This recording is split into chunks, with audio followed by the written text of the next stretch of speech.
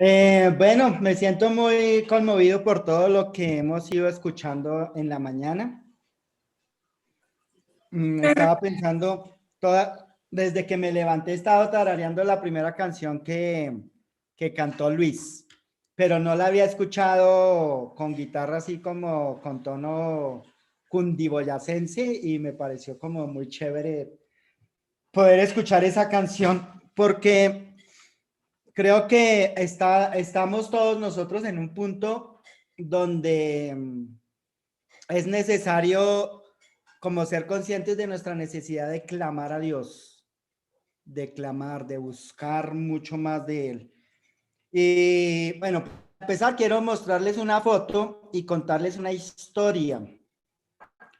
A ver, ¿qué se me hizo la foto? Aquí está, casi se me pierde.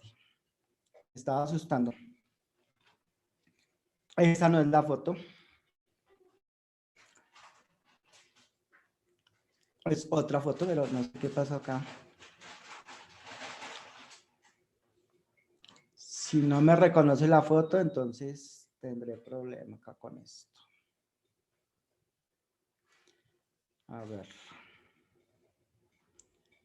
Bueno, mientras tanto les voy anticipando. La foto que les voy a mostrar es la de nuestra mascota. Tenemos un perro que ya es un perro nacido en la cuarentena. Y ha sido, bueno, nos ha traído muchas alegrías. A ver, creo que ya logré sintonizar esto para que salga la foto. Estuvimos ayer en la represa, los que somos de por eso conocen. Y Sebastián y Samuel aprovecharon para tomar algunas fotos a nuestra mascota. A ver, ahora no me reconoce nada. Bueno, creo que no me... Ah, ya, parece que sí. Pero el perrito todavía es como cachorro, ¿no? Y a nosotros nos ha faltado instrucción. ¿Sí lo alcanzan a ver ahí? Sí No, se se ve, ve se llama blanco. Apolo. Entonces, Yo él lo es veo. nervioso. Y cuando se acerca a una persona, si la persona le tiene miedo a los perros, Ya lo vemos. él siente el miedo, se activan sus nervios y empieza a ladrarle a la persona, pero no es que él es agresivo o va a morder o algo así, sino que por sus mismos nervios él le ladra a las personas. Cada vez le ladra menos a las personas, pero siempre ladra. De hecho, cuando recibimos visitas, él siempre se pone como en ese modo de nervioso y ladra muy fuerte. Ayer estábamos allá en el Neuso, esta foto se la tomaron allá. Y ahí cerca, al lado de nosotros, había una familia con los abuelitos, los papás y dos niñas. Pues el perro se acercó a ellos se pusieron muy nerviosos y el perro empezó a ladrarles. Entonces enseguida salió el papá de las niñas corriendo para mirar cómo atacar al perro y luego salió la mamá llamando a Sebastián, fue el que fue a tratar de como de tranquilizar al perro, no tranquilizarlo, sino llamarlo más bien para que no asustara a la gente. Pero salió también la muchacha y con mucho miedo, o sea, insultando a Sebastián. Entonces, pero luego salió otra persona y le echó agua para espantarlo. Entonces, yo pensaba, de ese lado estaban ellos que tenían mucho miedo del perro. Del otro lado había otras personas que no le tenían miedo a los perros. De hecho, ellos tenían un perrito como fino, me parece. Yo no había visto un perro tan bonito. Pero ellos, los dos perros se hicieron amigos y nosotros le explicamos a la dueña del perro que cuando nuestro perro hace un amigo, si el dueño se le acerca, le ladra porque él siente que le va a quitar su amigo. Entonces le ladra como váyase que yo estoy jugando, como es como el mensaje, pero nosotros hemos aprendido a entenderlo con el paso del tiempo y viendo su comportamiento. Entonces viene la dueña del otro perro y le digo, acérquese con él y póngale la mano y eso no pasa nada, sigue ladrando, pero luego se tranquiliza.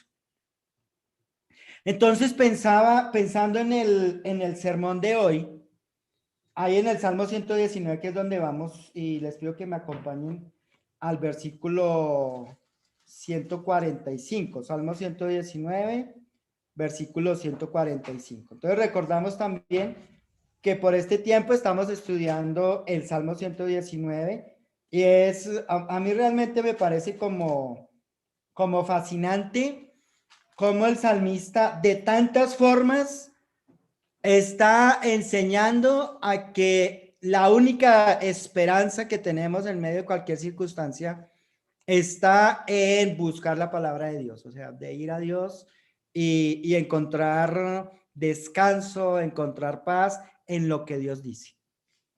Entonces dice acá, Salmo 119, versículo 45, lo voy a leer primero en la NBI. Entonces dice así, versículo 145. Con todo el corazón clamo a ti, Señor. Respóndeme y obedeceré tus mandamientos. A ti clamo, sálvame, quiero cumplir tus estatutos. Muy de mañana me levanto a pedir ayuda. En tus palabras he puesto mi esperanza. En toda la noche no pego los ojos para meditar en tu promesa. Conforme a tu gran amor, escucha mi voz. Conforme a tus juicios, Señor, dame vida. Versículo 150. Ya se acercan mis crueles perseguidores, pero andan muy lejos de tu ley. Tú, Señor, también estás cerca y todos tus mandamientos son verdad. Desde hace mucho conozco tus estatutos, los cuales estableciste para siempre.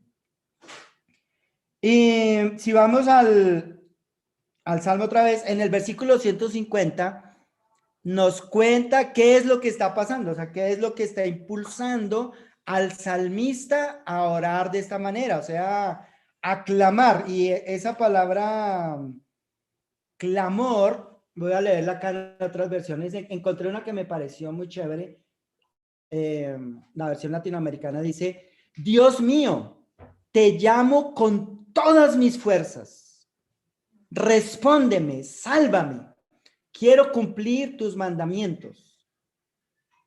¿Sí? Y otras versiones como más sencillas dicen, yo te llamo con todo el corazón, respóndeme y cumpliré tus estatutos.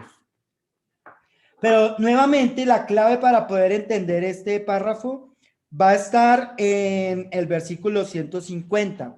¿Qué está pasando en la vida del salmista?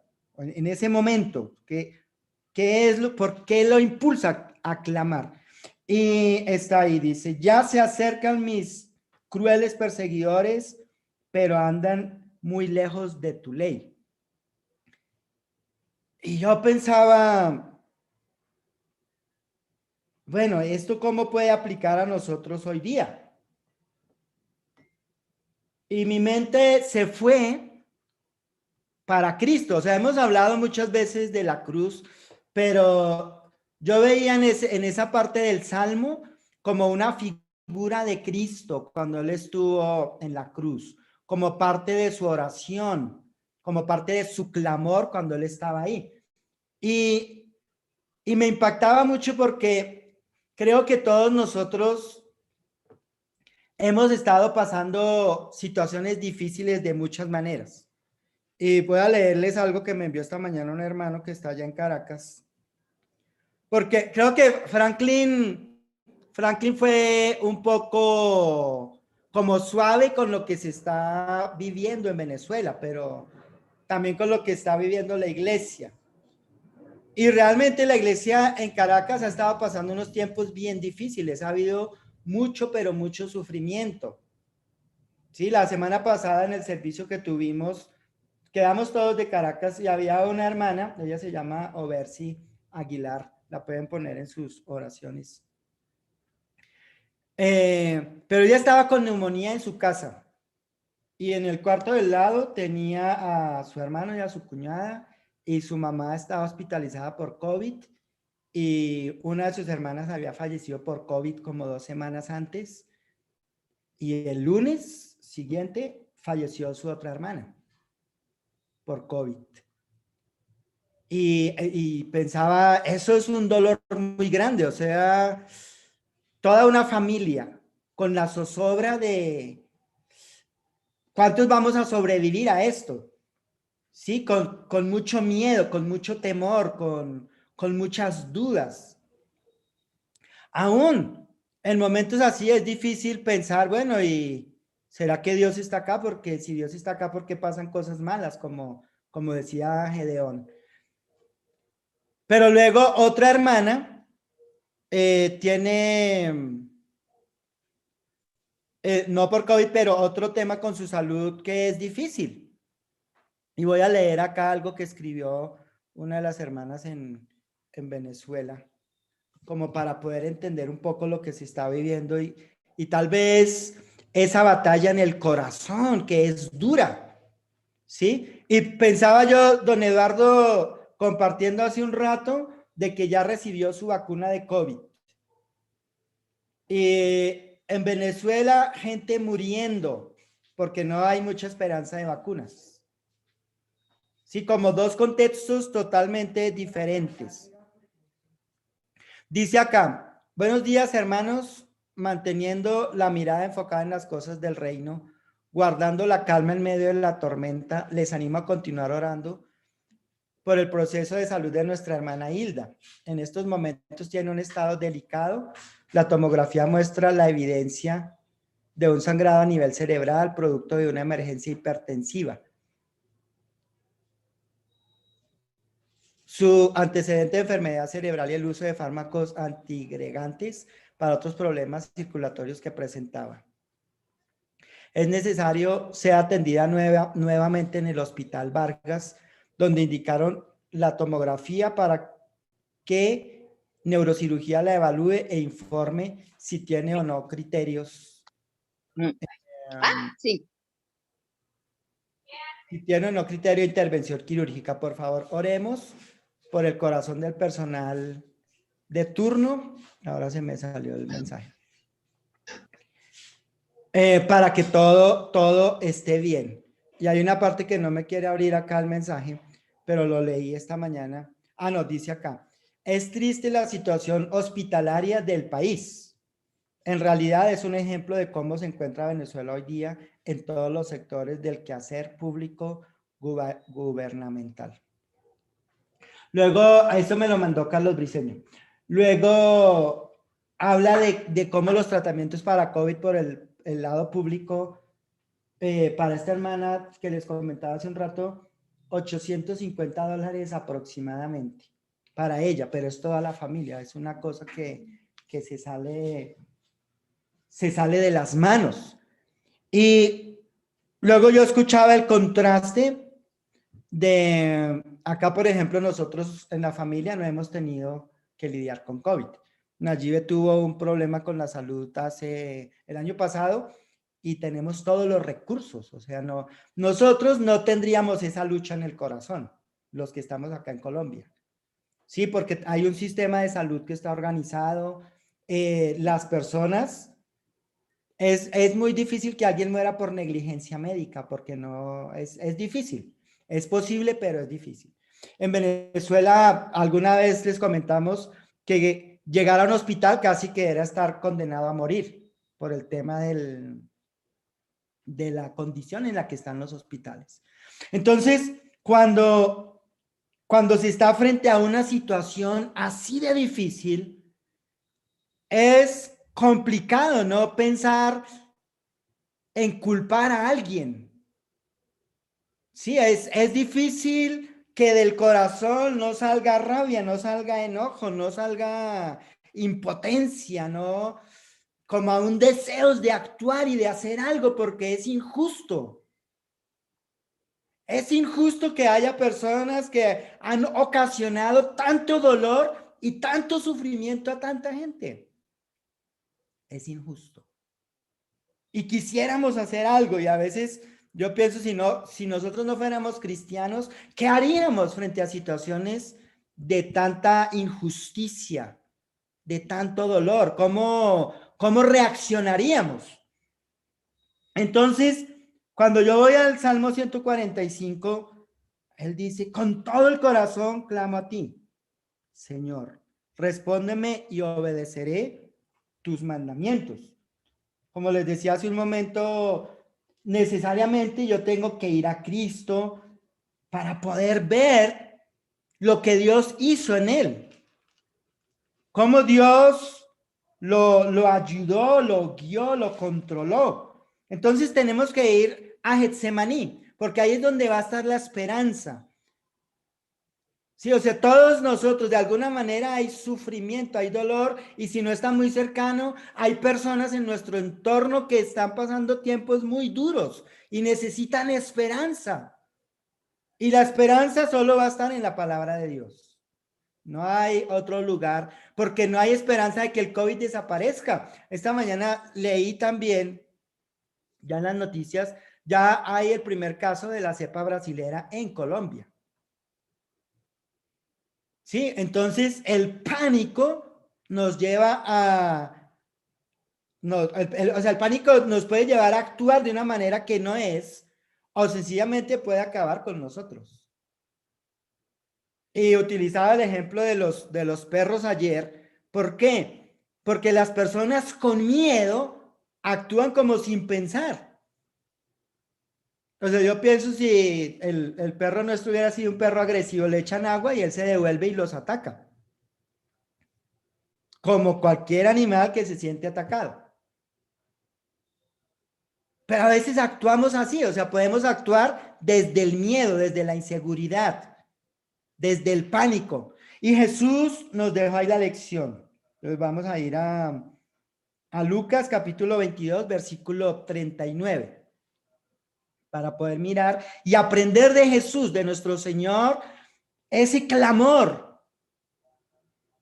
Sí, no, creo que yo me veía y me veo tan necesitado de clamar con esa intensidad que él clamaba. Hasta que mi corazón encuentre paz, hasta que mi alma descanse, hasta que entienda que Dios es el que está en control, aunque yo no puedo controlar nada, y que no debo intentar controlar tampoco.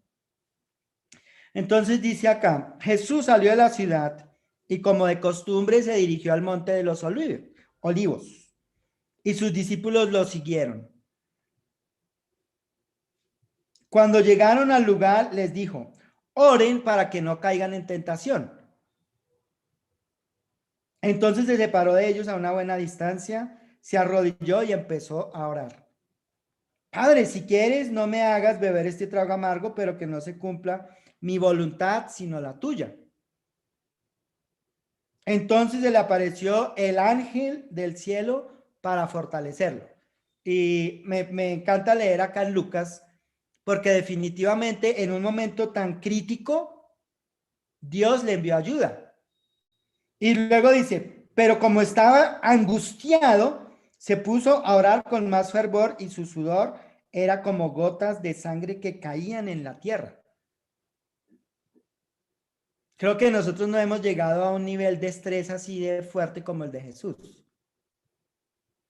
¿Sí? Pero me impacta lo que Dios hace, o sea, hace evidente que Jesús se presentó totalmente frágil e indefenso delante de Dios. Y que frente a todo lo que estaba sucediendo, su refugio fue Dios. Y aún teniendo el poder para hacer muchas cosas y evitar lo que le iba a pasar, él solo fue y sometió su corazón a Dios. Yo miro mi corazón y yo no soy así. Y creo que el sermón de hoy, más que para todos, es que yo necesito agarrar ese corazón de Jesús. De poder clamar, de poder buscar en Dios hasta que Dios haga algo dentro de mí, porque tal vez lo de afuera nunca va a cambiar o Dios no lo va a cambiar. Pero lo que sí tengo certeza es que Dios sí me puede cambiar a mí por dentro, te puede cambiar a ti por dentro, y si cambiamos por dentro, vamos a verlo de afuera diferente. ¿Sí? Entonces, dice el versículo 45, cuando terminó de orar y volvió a los discípulos, los encontró dormidos, agotados por la tristeza. Creo que esta semana yo estaba como los discípulos. O sea, la semana fue un poco difícil y bueno, algunos de ustedes saben que todos los viernes tenemos una reunión a las 5 de la tarde y otra a las 8 de la noche. Pues ya el viernes se me habían agotado las baterías. No las de la computadora, mis baterías. No tenía energía, o sea, sí, estaba sin ánimo, como casi con una tristeza que estaba agarrando mucha fuerza. Sí, como agotado, como los discípulos, me estaba sintiendo así, agotado por la tristeza. Y ya en la noche estuvimos con allí leyendo la Biblia, orando, y ella me leyó algunas escrituras que siempre leo yo cuando estoy como agotado por la tristeza. Y otra vez como que el ánimo empezó a agarrar fuerza. Como el escuchar la palabra de Dios, pero escuchar como que Dios está hablando a mi corazón. Como que me está diciendo, tranquilo, yo estoy en control. Sí, yo estoy en control, yo soy soberano sobre todo. Entonces ya mi mente, las escrituras están en Isaías, y ya en mi mente puedo ir, como que eso hizo como una especie de corto en mi mente, y me sacó de un estado y me puso en otro. Entonces me pongo a meditar en que Dios es eterno. Y últimamente que la NASA logró llegar y poner un dispositivo en Marte y nos envían fotos de Marte. Y trataba yo de medio pensar en la grandeza de Dios y saliéndome yo del planeta Tierra. Entonces tal vez me voy para Marte, ¿cómo se vería desde allá? Pero la Biblia dice que Dios creó todo lo que existe. Y también dice que Dios siempre ha existido. Pero yo no me había puesto a meditar tanto en eso como estos días. Y la verdad creo que mi cerebro no aguanta tanto. O sea, vienen muchas preguntas. Muchas. O sea, Dios es realmente muy, pero muy poderoso. Y si Dios es eterno y Él nos está diciendo, mira, yo te ofrezco una vida eterna. Si te mantienes fiel a mí, vas a poder estar la eternidad conmigo. Y cuando empiezo a meditar en la eternidad, pienso, oye, ¿verdad? O sea, ¿qué es mi vida que viva 80 años o 90, digamos? Que viva 90 años. ¿Qué son 90 años comparados con la eternidad al lado de Dios?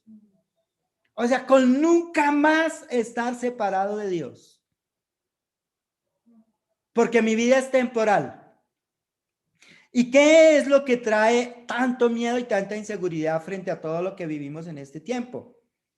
Pues nuestra temporalidad.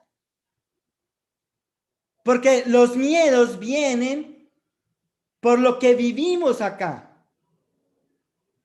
Pero lo que yo veo en Jesús es que él tenía claro que su vida acá era temporal, 33 años. Que lo grande estaba al lado de su Padre. Entonces yo tengo que decirle a Dios como ayúdame otra vez, refréscame eso en mi mente, porque necesito que esté acá otra vez. Porque la tristeza como hace que se olvide un poco todo esto. Sí, como que nos enfoca en esta vida. Entonces pienso en nuestros hermanos en Caracas, pienso en lo que está pasando Hilda, la familia de Hilda que no está en Venezuela, su sufrimiento. Pero Hilda es una de nuestras hermanas. Si fuera la voluntad de Dios que ella parta, pues ya está la eternidad con Dios. Ahora toca es mantenernos fieles para un día estar juntos. Pero cuando nuestra mente es demasiado temporal, la tristeza nos va a abrumar. Los problemas que vengan nos abruman, nos enferman y nos quitan la vida también, porque la tristeza se puede convertir en depresión y muchas personas en depresión se quitan la vida o pierden el deseo de vivir y se van a morir. De repente les da un infarto y chao. Gente joven que tiene su esperanza en que las cosas estén bien en esta vida. No es a lo que Jesús estaba apuntando. Entonces, llegamos y miramos ahí la historia de Jesús. Y me voy a Juan 19. Acompáñenme ahí a Juan 19. En el versículo 10 está hablando Juan con Pilato. Jesús con Pilato. Y me impacta también porque es el momento en el que están enjuiciando a Jesús y prácticamente condenando a muerte. Pero Jesús está claro para dónde va, quién es, de dónde es. Dice acá, creo que no pensaba leerlo todo, pero creo que es mejor leerlo todo. Versículo 1, voy a leerlo desde el versículo 1. Dice, Pilato tomó entonces a Jesús y mandó que lo azotaran. Los soldados que habían tejido una corona de espinas se la pusieron a Jesús en la cabeza y lo vistieron con un manto color púrpura. ¡Viva el rey de los judíos!, le gritaban, mientras que se le acercaba para abofetearle. Pilato volvió a salir. Aquí lo tienen, dijo a los judíos. Lo he sacado para que sepan que no lo encuentro culpable de nada. Cuando salió Jesús, llevaba puesto la corona de espinas y el manto color púrpura. Aquí tienen al hombre, les dijo Pilato. Tan pronto como lo vieron, los jefes de los sacerdotes y los guardias gritaron a voz en cuello: ¡crucifícalo! ¡Crucifícalo! Pues llévenlo y crucifíquenlo ustedes, replicó Pilato. Por mi parte, yo no lo encuentro culpable de nada. Nosotros tenemos una ley y según esa ley, decían los judíos, debe morir porque se ha hecho pasar por hijo de Dios, insistieron ellos. Interesante la actitud de ellos, ¿no? Tenemos una ley y por esa ley debe morir porque se ha hecho pasar por el hijo de Dios. Versículo 8. Al oír esto, Pilato se atemorizó aún más. Así que entró de nuevo en el palacio y le preguntó a Jesús: ¿de dónde eres tú? Pero Jesús no le contestó nada. ¿Te niegas a hablarme?, le dijo Pilato. ¿No te das cuenta de que tengo el poder para ponerte en libertad o para mandar que te crucifiquen? Versículo 11. Ese sí es, creo que en este momento lo toma mucho más sentido para mi vida. No tendrías ningún poder sobre mí si no se te hubiera dado de arriba, le contestó Jesús. Por eso el que me puso en tus manos es culpable de un pecado más grande. Desde entonces Pilato procuraba poner en libertad a Jesús, pero los judíos gritaban desaforadamente: si dejas en libertad a este hombre, no eres amigo del emperador. Cualquiera que pretende ser rey, se hace su enemigo. Al oír esto, Pilato llevó a Jesús hacia afuera y se sentó en el tribunal, en el lugar al que llamaban el empedrado, que en arameo significa Gabatá. Era el día de la preparación para la Pascua, cerca del mediodía. Aquí tienen a su rey, dijo Pilato. Fuera, fuera, crucifícalo, vociferaron. ¿Acaso voy a crucificar a su rey?, replicó Pilato. No tenemos más rey que el emperador romano, contestaron los jefes de los sacerdotes. Entonces Pilato se lo entregó para que lo crucificaran y los soldados se lo llevaran. Sí, o sea, Jesús tenía claro que lo que estaba pasando era porque Dios lo estaba permitiendo, porque era parte de la voluntad de Dios. Y al final ellos no iban a ganar porque es que Jesús resucitaría al tercer día. Perdían. Ellos creían que estaban ganando, aplicando la ley para darle muerte a Jesús. Pero como Jesús mismo dice ahí en Mateo 5:21, no piensen que he venido a abolir la ley o los profetas, no he venido a abolirla, sino a darle cumplimiento. Y Jesús está obedeciendo a Dios. Y está dándole cumplimiento a la ley en el sentido estricto de lo que Dios dice. Amarás al Señor tu Dios con todo tu corazón, con toda tu mente, con toda tu alma y al prójimo como a ti mismo. Está entregando su vida por sus enemigos, por los enemigos de Dios. Y sus enemigos creían que crucificándolo iban a ganar. Pero ahora Jesús está sentado a la derecha del Padre. Y en Efesios el apóstol Pablo dice que en unión con él, cada uno de nosotros también está sentado no a la derecha, pero está sentado con Dios. No pudieron ganar. O sea, la aplicación de la ley en contra de Jesús no sirvió. Así como hoy día, o sea, todo el sufrimiento que está viviendo la humanidad, cuando lo llevamos a Dios, cuando cada uno de nosotros lleva el dolor, el sufrimiento a Dios, pierde su poder para desanimarnos o quitarnos la fe o impedir que veamos a Dios. Entonces toma sentido lo que dice el Salmo 145, 119, 145. Con todo el corazón clamo a ti, Señor. Respóndeme y obedeceré tus decretos. Y este debe ser un ánimo para nosotros como hijos de Dios, como discípulos de Jesús, pero también para todos aquellos que están entendiendo que necesitan de Dios.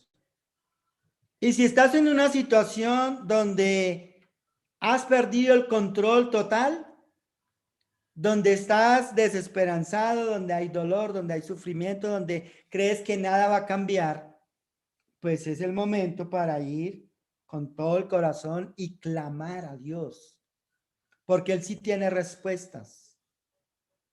Él sí sabe qué hacer con nuestras vidas. Él nos da la sabiduría. O sea, ¿qué necesitamos? Hay que ir con todo el corazón y clamar a Dios.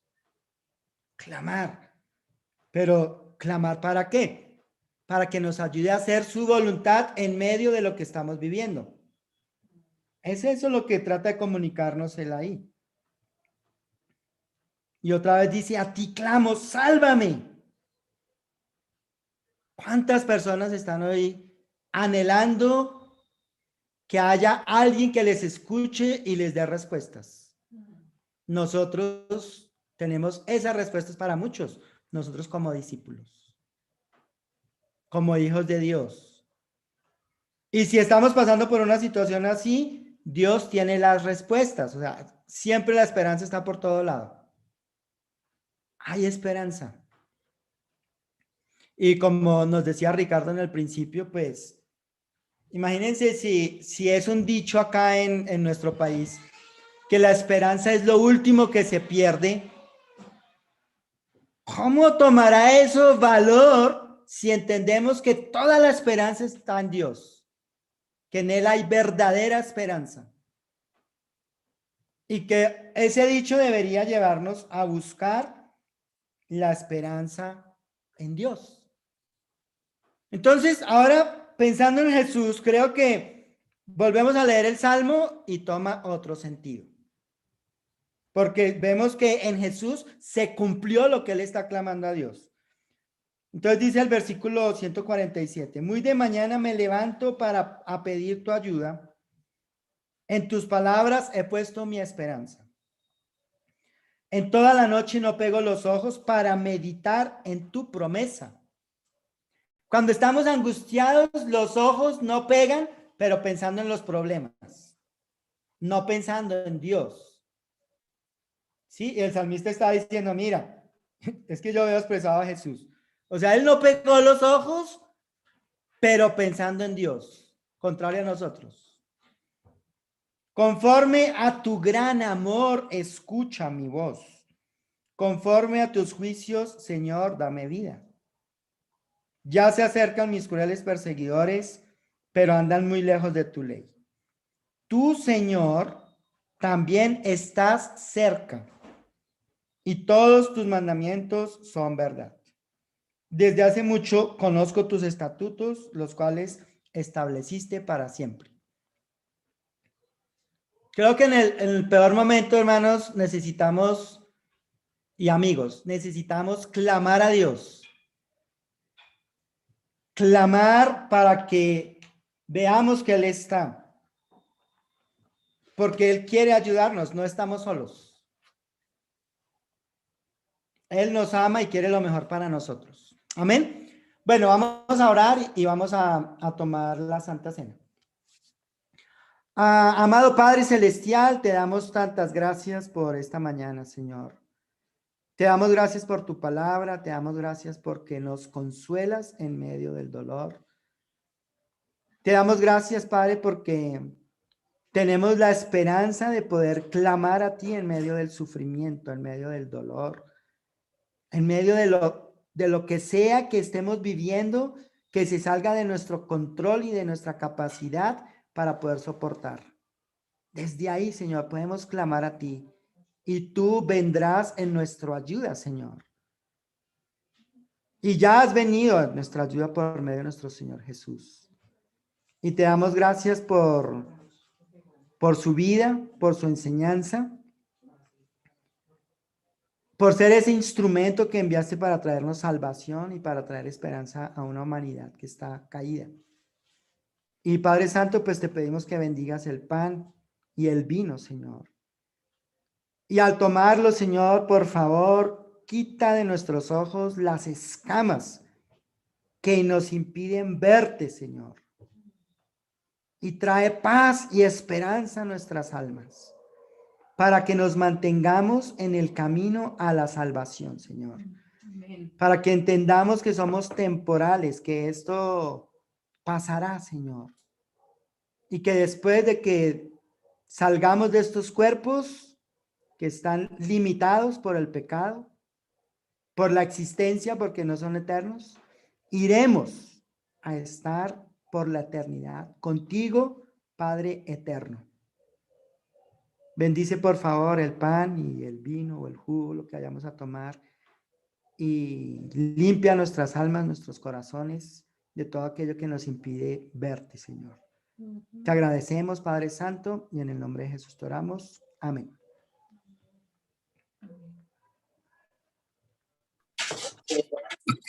Amén.